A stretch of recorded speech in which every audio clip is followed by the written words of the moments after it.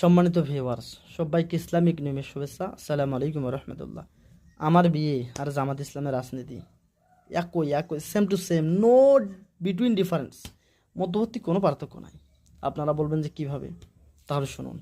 আমি বাংলাদেশের একজন নগণ্য নাগরিক এবং জামাত ইসলামের নিষ্ক্রিয় একজন সমর্থক হিসাবে বাক স্বাধীনতার অধিকার বলে আমি আমার মতামত পেশ করতেছি।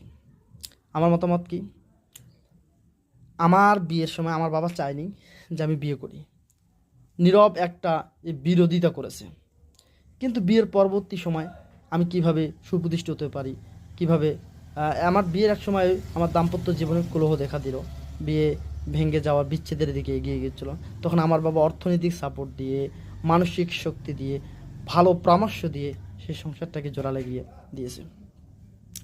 তো কিন্তু আমার প্রথমের দিকে আমার বাবাই বিরোধিতা করেছিল। জামাত ইসলামও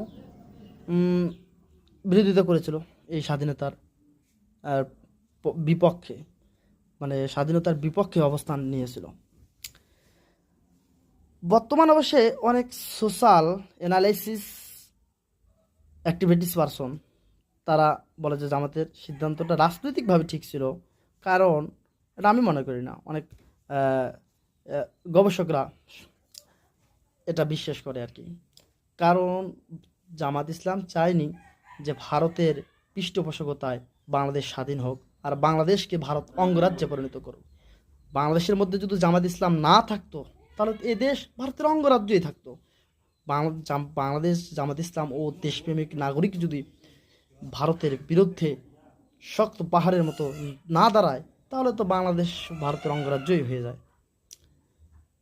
বাংলাদেশ জামাত ইসলাম আছে এবং দেশপ্রেমিক জনতা আছে, ভারত নিতে পারে না এই সুযোগটা। তারপরও ভারত আমাদেরকে অনেক ক্ষতিগ্রস্ত করেছে, অনেক সুবিধা লুফে নিয়েছে।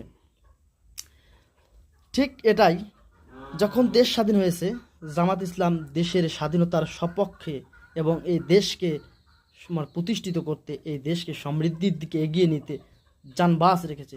এই দেশের কোনো শাসক যেন স্বৈর শাসক না হয়, দুর্বার আন্দোলন করেছে সাধারণ জনতার, দেশপ্রেমিক জনতার কাতারে দাঁড়িয়ে জামাত ইসলাম। এবং জামাত ইসলামের যে মন্ত্রিত্ব ছিল এগুলো তো কুষ্টি পাথরে পরীক্ষিত মন্ত্রী ছিল। মন্ত্রীর 1 টাকার 4 আনার পয়সার কোনো দুর্নীতি নাই।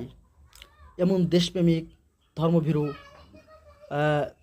ইসলামিক রাজনৈতিক দলকে শুধু ওই একটা ট্যাগ 1971, এই 1971 যেটার জন্য গোলাম আজম পর্যন্ত দুঃখ প্রকাশ করেছে, এবং ওই জেনারেশনটাই চলে গেছে। এখন নতুন জেনারেশন